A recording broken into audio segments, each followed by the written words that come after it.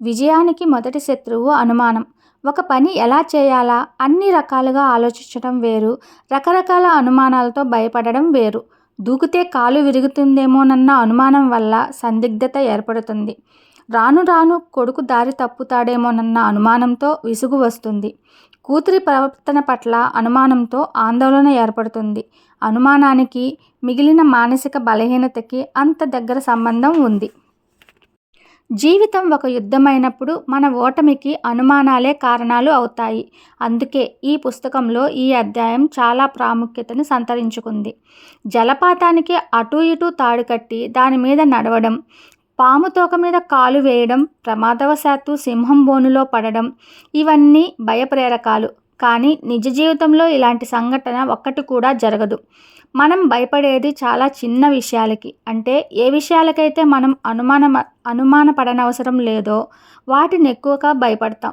చీకటిలో వంటింట్లోకి వెళ్ళడం, మీటింగులో ఉపన్యాసాలు చెప్పవలసి రావడం ఇలాంటి వాటికి ఎక్కువ భయపడిపోతాం. హాల్లో తెలియని జనం ఉంటే అందులోకి వెళ్ళలేరు కొంతమంది. వెళ్ళినా అందరితో కలివిడిగా కలిసిపోయి మాట్లాడలేరు. దీనికి కారణం తాము రిజెక్ట్ కాబడతామనే అనుమానం. చిన్నప్పటి నుంచి పెరుగుతూ వచ్చిన ఆత్మన్యూనతా భావానికి ఇది పరాకాష్ట. జలపాతం కింద నిలబడి స్నానం చేస్తే ఎంత బాగుంటుంది, కాలు జారి పడిపోతామేమో అన్న అనుమానంతో ఆ అనుభవాన్ని కోల్పోతాం.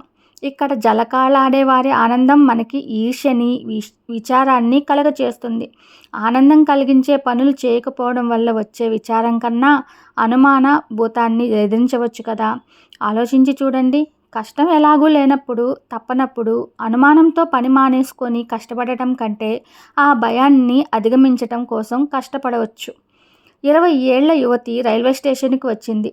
టికెట్ కౌంటర్ దగ్గర మగవాళ్ళు ఒకరినొకరు తోసుకుంటూ ఉన్నారు. ఎవరైనా సాయం చేయమని అడగాలంటే అక్కడ మొహమాటం, తను చొచ్చుకుపోవాలంటే భయం, స్టేషన్ మాస్టర్ దగ్గరికి వెళ్ళి కంప్లైంట్ ఇవ్వాలంటే జంకు. ఈ విధమైన రకరకాల అనుమానాలతో సతమతమవుతూ 2 గంటలు అక్కడే నిలబడింది. ఈలోపు రైలు వెళ్ళిపోయింది. ఈ ఉదాహరణలో ఆమె తన భయాన్ని జయించలేకపోవడం వల్ల జరిగిన నష్టం ఒకవైపు, భయాన్ని జయించడం కోసం చేయవలసిన మానసిక వ్యాయామం మరొక వైపు ఉందనుకుందాం. ఏది ఎక్కువ కష్టం బేరీజు వేస్తే ఎక్సర్సైజ్ కన్నా భయం వల్ల వచ్చిన నష్టం ఎక్కువ. భయం వల్ల ఎలాగూ నష్టాలు తప్పనప్పుడు అదేదో దాన్ని పాలదోలడానికి వినియోగించటమే మంచిది కదా. మా ఆఫీసులో ఎవరైనా మధ్యాహ్నం పూట టీకి పిలిస్తే నేను నో చెప్పలేను. కానీ అలా వెళ్ళడం వల్ల నా వెనక చాలామంది గుసగుసలాడుకునే అవకాశం ఇస్తున్నానని తెలుసు. అయినా నేను ఈ భయం నుంచి బయటపడలేకపోతున్నాను అని ఒక ఆమె ఉత్తరం వ్రాసింది. అవతలి వాళ్ళు ఏమనుకుంటారో అన్న అనుమానం మనకి ఎలాగో ఇబ్బంది పెడుతుంది. ఇటువంటి భయాన్ని పాలదోలడానికి కొంత మానసిక వ్యాయామం చేయాలి. దీని గురించి మొహమాటం అనే అధ్యాయంలో చర్చిద్దాం. లావు, పొట్టి, నలుపు, నత్తి లాంటి లక్షణాలున్న కొందరు తమ లోపం గురించి ఎక్కువగా ఊహించుకొని 10 మందిలో కలవలేకపోవడం చూస్తూనే ఉంటాం. అందరితో కలవలేకపోతున్నామన్న ఫీలింగ్ క్రమేపీ ఆత్మన్యూనతా భావంగా మారుతుంది. ఒక్కసారి 10 మందిలోకి వెళ్ళి తనని ఇష్టపడే గ్రూపులో ప్రవేశించగలిగితే ఈ భయాన్ని జయించినట్టే కదా. భయానికి దూరంగా ఉండటం భయాన్ని జయించినట్లు కాదు. అది మరింత విషాదాన్ని కలగచేస్తుంది. పురుగులా మనసుని తొలిచేస్తుంది. 1-2 సార్లు కుట్టినా సరే ఆ పురుగుని నలిపివేయడమే మంచిది. కుట్టడం వల్ల వచ్చిన బాధ తాత్కాలికం, మనసులో బాధ శాశ్వతం. భయము, ఆందోళన కలిస్తే వచ్చేది ఫోబియా. నీళ్లను చూసినా, మెట్లెక్కుతూ కిందకి చూసినా, సముద్రాన్ని చూసినా భయం. ఇలాంటి భయాలన్నిటికీ కారణం ఫోబియా. ఈ ఫోబియా నుంచి బయటపడాలంటే ఒక్కటే మార్గం, తాము దేనికి భయపడుతున్నారో ఆ పనులని నిరంతరం చేస్తూ ఉండడం. ఉదాహరణకి బొద్దింకంటే భయం ఉన్నప్పుడు ఒక గాజు గ్లాసు దాని మీద బోర్లించి 1 నిమిషం దాన్ని చూస్తూ గడపటం. దీనివల్ల ఆ ఫోబియా నుంచి బయటపడవచ్చు మానసిక శాస్త్రవేత్తలు చెప్తున్నారు. మన ఆందోళనని, టెన్షన్ని, భయాన్ని కప్పి ఉంచటం కోసం వాటిని రిజర్వ్డ్నెస్, ఆత్మాభిమానం లాంటి రకరకాల అందమైన పేర్లు పెట్టి సంతృప్తి పడితే అంతకన్నా మూర్ఖత్వం మరొకటి లేదు. మన అంతరాత్మకి మన బలహీనతలు స్పష్టంగా తెలుసు. పైకి ఎంత కప్పిపించుకోవడానికి ప్రయత్నించినా లోపల ఆ దిగులు అలానే ఉంటుంది. ఇలాంటి సూడో సుపీరియారిటీ కాంప్లెక్స్తో తమ చర్యని తాము సమర్థించుకునే వ్యక్తులు తాము చేయలేని పనులన్నీ తమకిష్టం లేని వాటిగా చిత్రీకరిస్తూ ఉంటారు. అందుకే భయం వేరు, అయిష్టం వేరు. భయంతో ఏర్పరచుకున్న అయిష్టం వేరు. భయానికి, యాంగ్జైటీకి తేడా ఉంది. ఒక ప్రత్యేకమైన కారణం వల్ల కలిగే భయం కారణమేమిటో తెలియకుండా కలిగేది యాంగ్జైటీ. మరోలా చెప్పాలంటే భయం ఆలోచనకి సంబంధించింది. యాంగ్జైటీ అంతరాత్మకి సంబంధించింది. ఉదాహరణకి రిట్రెంచ్‌మెంట్ వల్ల కొంతమందికి ఉద్యోగాల నుంచి తీయవలసి వస్తుంది. తెలిసినప్పుడు ఆ ఉద్యోగానికి కలిగే భయం మరి కొద్ది రోజులు గడిచేసరికి అది ఆందోళనగా మారుతుంది. ప్రతి చిన్న విషయానికి చికాకు పడటం, విసుక్కోవడం మొదలవుతుంది. దీనికి మూల కారణం ఉద్యోగం తొందరలో పోతుందేమోనన్న భయం. అయితే ఈ కారణం అంతర్లీనంగా మనసులో నిక్షిప్తమైపోయి ఉంటుంది తప్ప మాటిమాటికి గుర్తుకు రాదు. కొంతకాలానికి కాలం మర్చిపోతాడు. కానీ ప్రతి పనిలోనూ ఆందోళన మాత్రం ప్రకటితమవుతూనే ఉంటుంది. భయానికి, ఆందోళనకి ఇది తేడా. ఒకటి విషపు విత్తనం, రెండోది చెట్టు. ఈ రెండిటికి మూలమైన భూమి అనుమానం. చెట్టుకి కావలసిన ప్రోత్సాహాన్ని అది అందజేస్తూ ఉంటుంది. అనుమానానికి, ప్రేమకి దగ్గర సంబంధం ఉంది. నేను ఒక అమ్మాయిని ప్రేమించాను. ఆ విషయం అమ్మాయికి చెప్పాలంటే భయం అని కుర్రాళ్ళు వ్రాస్తూ ఉంటారు. దీని వెనుక కారణం ఆ అమ్మాయి నో అంటుందేమోనని, అప్పుడు ఈ మాత్రం స్నేహం కూడా పోతుందేమోనన్న అనుమానం. ఏ విషయం తేల్చుకోకుండా కొట్టుమిట్టాడుతూ ఉండడం వల్ల జరిగే అనర్థం దీనికన్నా ఎక్కువ అని గ్రహించరు. విషయం అటో ఇటో తేల్చుకోకపోవడం వల్ల సమస్య అలాగే ఉండిపోతుంది అన్న ఆలోచన లేకపోతే జీవితాంతం సందిగ్ధంలోనే బ్రతకవలసి వస్తుంది. ఇది నిశ్చయంగా నెగిటివ్ థింకింగ్. ఇటువంటి భ్రాంతి తాత్కాలిక వెలుసుబాటు కలిగిస్తుందేమో తప్ప శాశ్వత పరిష్కారాన్ని ఇవ్వదు. అడగాలా వద్దా అని ఆలోచిస్తూ కూర్చుంటే ఈలోపు ఆ అమ్మాయి వివాహం అయ్యి సెటిల్ అయ్యి దూరం అయిపోవచ్చు. ప్రపోజ్ చేసినప్పుడు ఆ అమ్మాయి నో అన్నా అలాగే దూరం అవుతుంది కదా. ఛాన్స్ 50-50 అయినప్పుడు అవతల వాళ్ళు మన ప్రేమని ఆదరించరేమోనన్న భయం వల్ల వచ్చే దుఃఖంతో మనకి మనం దూరం అవుతాం. ఎంత హీనమైన స్థితి అది. అడిగినప్పుడు అదృష్టం బాగుండి ఎస్ అందనుకుందాం. ఈ తటపటాయింపు పోయి స్నేహం ప్రేమగా మారుతుంది కదా.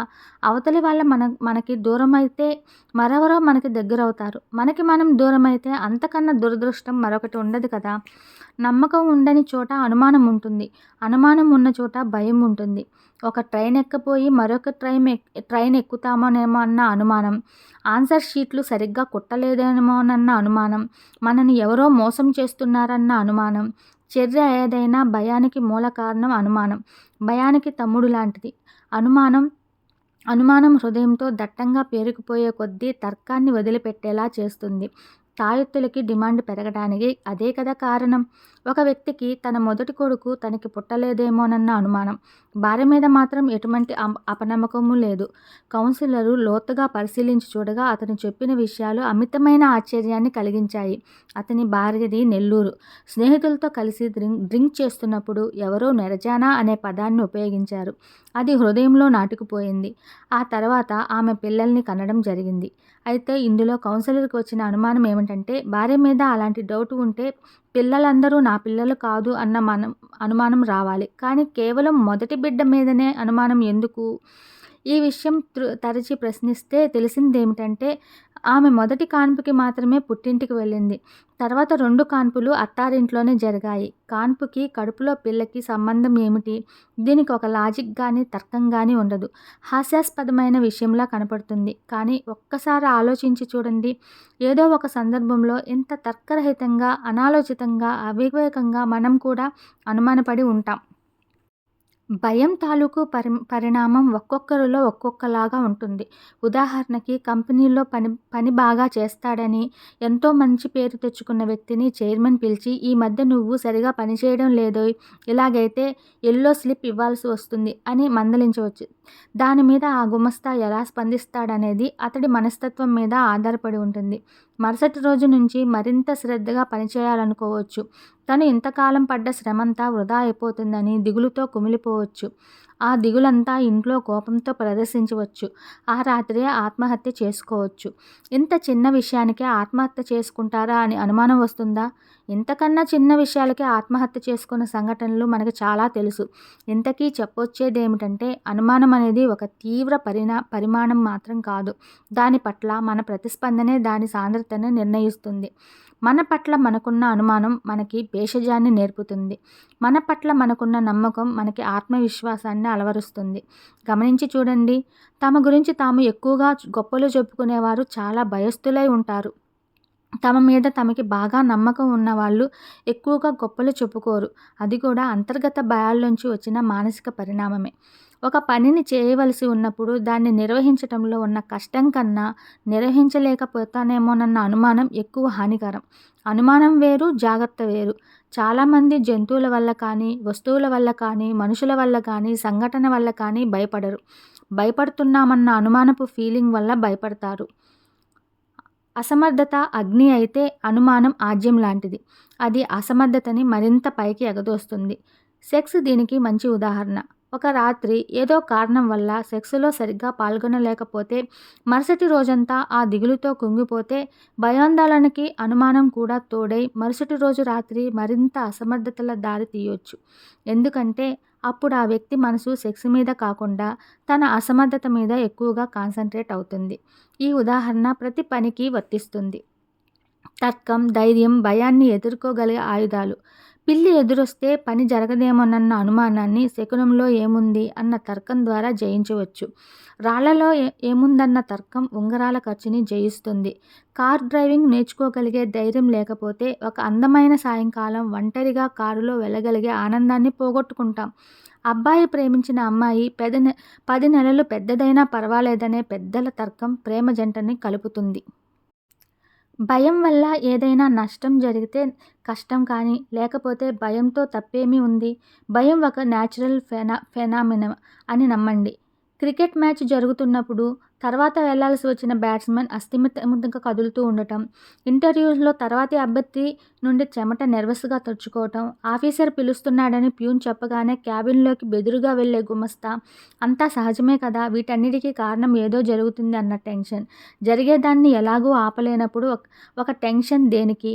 మనం ఏ విషయం అయితే అనుమానంతో భయపడుతున్నామో అది నిజంగా సంభవిస్తే దాని పరిణామం ఎంత ప్రమాదకరం? అందాజు వేసుకోవడం కన్నా ఆ భయాన్ని జయించవచ్చు. అలా ఊహించటం మొదలు పెడితే దాని పరిణామం ముందున్నంత ఘోరంగా ఏమీ ఉండదు. అప్పటి వరకు అస్థిమితంగా కూర్చున్న బ్యాట్స్మెన్ మొదటి బంతి ఎదుర్కోగానే తన టెన్షన్ మర్చిపోతాడు. ఇంటర్వ్యూలో అభ్యర్థికి రెండో ప్రశ్న నుంచి టెన్షన్ ఉండదు. లోపలికి పిలిచిన ఆఫీసర్ ప్రమోషన్ వచ్చిందని క్లర్క్తో చెప్పవచ్చు. ఎక్స్పోజర్ టెన్షన్ అనే పురుగుని చంపే క్రిమిసంహారక మందు ఎక్స్పోజర్. వివిధ వ్యక్తులని కలుసుకోవడం, రకరకాల ప్రదేశాలు తిరగడం, వేదికలెక్కి మాట్లాడటం, ప్రతి పనిలోనూ చొరవగా చొచ్చుకుపోవడం, మంచి మంచి పుస్తకాలు చదవటం ఇవన్నీ ఎక్స్పోజర్ని పెంచుతాయి.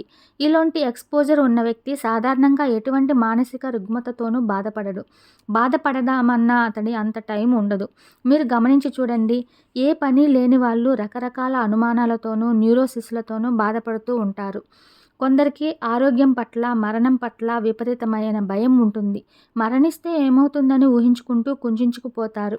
వీరి భయాన్ని బాబాలు, ఆధునిక టీవీ ప్రవక్తలు పాప భయం పరిహార వ్రతం పేరుతో క్యాష్ చేసుకుంటారు. దీని గురించి పాజిటివ్ థింకింగ్ అన్న టాపిక్లో మరింత విపరీతంగా చర్చించుకుందాం. పైనుంచి కిందికి చూడటం భయం అయితే, పై అంతస్తు మీదకి వెళ్ళి కిందికి చూడటం ప్రాక్టీస్ చేస్తే మనం కిందకి పడిపోకుండా అడ్డంగా రైలింగ్ ఉందన్న విషయం తెలుస్తుంది. ఒకప్పటి మన భయమే మనకి నవ్వు తెప్పిస్తుంది. దీనికి ఇంగ్లీష్లో రేషనల్ ఎమోషన్ ఇమేజినరీ ఎక్సర్సైజ్ అంటారు. ఆస్కాస్ వెస్టిగో వ్యాధి సంగతి సరే. టెన్షన్ నుంచి భయపడడానికి మరో అత్యున్నతమైన మార్గం మన నుంచి మనం విడివడి మనని మనం పరిశీలించుకోవటం. ఏదైనా ఒక పనిలో విఫలమైనప్పుడు మనని మనం తిట్టుకోవడం కన్నా ఒక విమర్శకుడిగా ఆ ఓటమిని మనమే విశ్లేషించుకోవటం ద్వారా ఆ టెన్షన్ నుంచి, భయం నుంచి బయటపడవచ్చు. భయాన్ని అధిగమించవలసి వచ్చినప్పుడు తాత్కాలిక ఓటములు సహజమే. అయితే అవే విజయానికి సోపానాలుగా ఉపయోగపడతాయి. అనుమానంపై యుద్ధం. అనుమానం వల్ల కలిగే టెన్షన్ని, చర్య వలన కలిగిన ఆందోళనని తగ్గించుకోవడానికి ఆల్బర్ట్ ఎల్లిస్ అనే శాస్త్రవేత్త ఏబీసీ థియరీ కనిపెట్టాడు.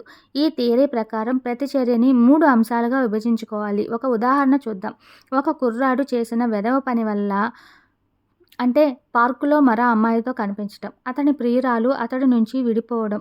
అతడు చాలా ఫ్రస్ట్రేట్ అయ్యాడు. దిగులుతో మనసు పాడు చేసుకున్నాడు. కానీ దాని నుంచి బయటపడడానికి ఏదో వ్యసనానికి అలవాటు పడ్డాడు. ఇందులో 3 అంశాలున్నాయి. ఒకటి చర్య, 2 నష్టం. 3 పరిణామం. చర్య స్నేహితురాలు విడిపోవడం. దానివల్ల కలిగిన నష్టం. 3 ఆ ఆలోచన వల్ల కలిగే పరిణామాలు వ్యసనం. ఇక్కడ ఆల్బర్ట్ చెప్పేదేమిటంటే మన శత్రువు ఏబీలు మన శత్రువుకి సాయం చేస్తున్నాయి. వాటిలో ఒకదానిని నిర్వీర్యం చేస్తే శత్రువు ఆటోమేటిక్గా బలహీనపడుతుంది. ఇలా విడగొట్టుకుపోతే భయాన్ని ఎదుర్కోవడానికి 2 మార్గాలు దొరుకుతాయి. ఏని ఎదుర్కోవడం, బిని ఎదుర్కోవడం. దీన్ని మొదటి మార్గం ఏని అటాక్ చేయడం అంటే దిగులుతో ఆలోచించటం మానేసి ఆ అమ్మాయికి కోపం తగ్గేంత వరకు వేచి తర్వాత వెళ్ళి బతిమాలడమో, పార్కులో కనపడిన అమ్మాయి తన స్నేహితుడితో మోసం చేయబడ్డ అమ్మాయిని అబద్ధం చెప్పటమో చేయాలి. రెండవ మార్గం బిని అటాక్ చేయడం. ఆ అమ్మాయి తనని క్షమించడం జరిగే పని కాదని, విడిపోవడం శాశ్వతమని ఎంత తొందరగా వీలైతే అంత తొందరగా ఒక నిర్ణయానికి వచ్చి ఆ అమ్మాయి గురించి ఆలోచించటం మానేయడం. టెన్షన్ తగ్గించుకోవడానికి ప్రాక్టికల్గా నేను అనుసరించిన ఒక టెక్నిక్ చెప్తాను. ఏదైనా పని చేయడానికి ముందు గాబరాగా ఉంటే ఆ పని ప్రారంభానికి ముందు కొంచెం సేపు మెడిటేషన్ చేస్తే చాలు. సింపుల్ టెక్నిక్ ఇది. అలవాటయ్యాక ఇక ఆ టెన్షన్ ఉండదు. నేను పొట్టి, లాంబెట్ట, చాలా ఎత్తు. హైదరాబాద్ రద్దీ రోడ్ల మీద ఆఫీస్కి వెళ్ళడానికి చాలా టెన్షన్గా, నెర్వస్గా ఉండేది. వెళ్ళేప్పుడు, వచ్చేటప్పుడు, బయలుదేరడానికి గంట ముందు నుంచే ఈ విధమైన నెర్వస్ కలిగేది. పైన చెప్పిన మెడిటేషన్ ద్వారా ఈ ఫోబియా నుంచి బయటపడగలిగాను. నిరర్ధక టెన్షన్. నిరర్ధక టెన్షన్ని 3 రకాలుగా విడగొట్టవచ్చు. 1 టెన్షన్తో బాధపడే సమయం. టెన్షన్ యొక్క సాంద్రత. రోజుకి ఎన్నిసార్లు, ఎంతసేపు ఈ టెన్షన్ బాధిస్తుంది. ఈ విధంగా విడగొట్టబడిన తర్వాత వరుస క్రమంలో ఒక్కొక్క దాన్ని తగ్గించుకుంటూ రావాలి. ఒక ఉదాహరణ ద్వారా చెప్తే ఇది మరింత బాగా అర్థమవుతుంది అని చెప్పి ఈ అధ్యాయం ముగిస్తాను. ఒక మూల గదిలో మనం ఒంటరిగా పనిచేస్తుండగా అకస్మాత్తుగా ఒక పులి లోపలికి ప్రవేశించిందనుకోండి. ఏం చేస్తాం? కెవ్వున అరుస్తాం. టేబుల్ ఎక్కి పైనున్న ఫోన్ అందుకుంటాం లేదా టేబుల్ కిందకి దూరిపోతాం. 2 చేతిలో ఏదుంటే అది ఇసిరి పులిని బెదరకొడతాం. 3 అక్కడి నుంచి బయటికి పోవడానికి ప్రయత్నిస్తాం. 4 ఇంకా కొంత ధైర్యం, సమయస్ఫూర్తి ఉంటే ఆ పులి బయటికి రాకుండా బయట నుంచి గొళ్ళెం పెడతాం. ఇదే అనుభవం ఒక వ్యక్తి జరిగినప్పుడు కుర్చీలోంచి లేచి నిలబడి, నా చేతి ఉంగరాలు నీ తిరుపతికి మొక్కు, నా పేరు మార్పు నన్ను రక్షిస్తాయి, నేను గొప్ప దైవభక్తుడిని, ఆ పులిలో కూడా నేను భగవంతుడిని చూస్తున్నాను అంటూ దానికి నమస్కరించుకుందాం. భయంతో బిర్ర బిగుసిపోయి అది ముందుకు అడుగు వేసే లోపనే హృద్రోగంతో మరణించాడనుకుందాం. ఈ పులి ఇప్పుడే బాగా భోంచేసి వచ్చి ఉంటుంది, అందువల్ల నాకు హాని చేసే కార్యక్రమేమీ ప్రస్తుతం తలపెట్టదు అని దానివైపు స్నేహపూర్వకంగా చేయి చాపాడనుకుందాం. అదీ కాకపోతే నీతో నేను రాజీ పడుతున్నాను, పొద్దున్న వండుతున్న భోజనం ఉంది, నీకు పెడతాను, ప్రపంచమంతా స్నేహంతో నిండి ఉంది, మనిద్దరం స్నేహితులమవుదాం అన్నారనుకోండి. ఆ పులి అతని వైపు ఓ క్షణం కన్నార్పకుండా చూసి పైకి గెంతి చీల్చి చెండాడుతుంది. నవ్వొస్తుందా? అక్కడి స్టూపిడిటీ చూసి జాలేస్తుందా? ఇక సందర్భంలో మనం అతడిలాగానే ప్రవర్తిస్తాం. సమస్య వాయిదా వేయడం, తాయెత్తులు, హృద్రోగాలు, సమస్య నుంచి ఎస్కేపిజం అన్నీ కూడా ఇవే కదా. భయం కూడా పులి లాంటిదే. పులి రాగానే మీరు ప్రవర్తించాలనుకున్న విధానానికి అతడు ప్రవర్తించిన విధానానికి తేడా గమనించండి. మీరు ఎలా ప్రవర్తించాలని అనుకున్నారో అలా ప్రవర్తిస్తే ఆ పులి ఏమీ చేయదు. దాన్ని గదిలో పెట్టేసి బయట గొళ్ళెం పెట్టడానికే ఛాన్సులు ఎక్కువ ఉన్నాయి. అప్పుడు హమ్ తుమ్ ఏక్ కమరే మే బంద్ హో అన్న పాట అవసరం ఉండదు. తాళం చెవి మీ దగ్గరే ఉంటుంది. విన్సెంట్ పీలే అనే ఒక మానసిక శాస్త్రవేత్త దగ్గరికి 40 సంవత్సరాల స్త్రీ వచ్చి, డాక్టర్ గారు, నేను ఒక సమస్యతో వచ్చాను, నాకు మీరు ఎంత సమయం కేటాయించగలరు అని అడిగింది. అరగంట అన్నాడట పీలే. ఆమె తన సమస్య చెప్పటం మొదలుపెట్టింది. అలా చెప్తూనే ఉండటం కొంతసేపటికి పీలే వాచి చూసుకొని 29 నిమిషాలు అయిపోయిందమ్మా అన్నాడట. ఆమె ఇంకొక్క నిమిషం మాట్లాడి, చాలు డాక్టర్ గారు, అందుకే వచ్చాను అని వెళ్ళిపోయిందట. ఈ సంఘటన గురించి రాస్తూ ఆ మానసిక శాస్త్రవేత్త చాలామంది వ్యక్తులు తమ కష్టాలను అధిగమించటం కన్నా మరొకరికి చెప్పుకోవడానికే ఎక్కువ ఇష్టపడతాడు అంటాడు. నవ్వొస్తుంది కదా. నిజంగా ఆమె ప్రవర్తన హాస్యాస్పదంగా ఉంది. ఒక్కోసారి మనం కూడా అంతే. ఎంత హాస్యాస్పదంగా ప్రవర్తిస్తూ ఉంటామో మన చర్యల్ని పునరాలోచించుకుంటాం. కంప్యూటర్లో సేవ్ చేసిన ఫైల్ని 10 ఏళ్ల కుర్రవాడు డిలీట్ చేస్తాడు. కోపంతో వాడి చెంప బద్దలు కొడతాం. ఎంత నిరర్ధకమైన చర్య అది. దానివల్ల ఫైలు తిరిగి రాదు కదా. విదేశాల నుంచి వచ్చిన స్నేహితుడు పలానా హోటల్‌కి రమ్మని కబురు చేశాడు. అంత పెద్ద హోటల్‌కి ఎప్పుడూ వెళ్ళలేదు. ఎవరిని అడగాలో తెలీదు. ఆ విషయం చెప్తే ఏ స్నేహితుడు ఏమనుకుంటాడోనే భయం. ఎంత నిరర్ధకమైన భయం ఇది. 4కి స్కూల్ నుంచి రావాల్సిన కుర్రవాడు 5 వరకు రాలేదు. వీధి చివరి వరకే ఎళ్లి నిలబడ్డారు. దీనివల్ల ఏమైనా లాభం ఉందా? నిజంగా కుర్రాడు అక్కడి వరకు వస్తే లోపలికి తప్పకుండా వస్తాడు. ఆ సమస్యని పరిష్కరించాల్సిన విధానం అక్కడి వరకు అది కాదు. స్కూలుకి ఫోన్ చేయడమో, మరీ ఆలస్యమైతే పోలీస్ స్టేషన్‌లో రిపోర్ట్ ఇవ్వడమో చేయాలి. ఆందోళనతో వీధి చివరి వరకు వెళ్లి నిలబడితే ఏమిటి లాభం? మీరొక మంచి ఆలోచన వచ్చింది. వెంటనే స్నేహితుడికో, స్నేహితురాలికో పంపటం కోసం ఫోన్ తీసుకున్నారు. బ్యాలెన్స్ లేదు. విసుగుతో చెయ్యి విదిలించారు. జారి ఫోన్ బద్దలైంది. ఎంత నిరర్ధకమైన విసుగు అది. ఇప్పుడు చెప్పండి, డాక్టర్ దగ్గరికి వచ్చి తన గోడంతా వెళ్ళబోసుకున్న స్త్రీని చూస్తే ఎంత నవ్వొస్తుందో, పై ఉదాహరణలో మనం ఊహించుకుంటే ఎంత నవ్వు రావటం లేదు. మీకు అనుమానం రావచ్చు. కోపం, ఆనందం, విసుగు, విషాదం, భయం, ఆందోళన ఇవేవీ లేకుండా మనిషి మరమనిషిలాగా బతకటం వల్ల వచ్చే లాభం ఏమిటి? అలా రోబోలా ఉండటం ప్రశాంతతకు దారితీస్తుందా? అటువంటి ప్రశాంతత వల్ల ఏమిటి లాభం? ఎటువంటి ఎమోషన్స్ లేకపోతే మన జీవితం ఎందుకు? నిజమే, ఎమోషన్స్ ఉండాలి. కానీ ఆ ఎమోషన్స్ మనకి కానీ, అవతలి వాళ్ళకి కానీ ఆనందం ఇచ్చేలా ఉంటే ఎంత బాగుంటుంది. రైలు కదులుతుంది.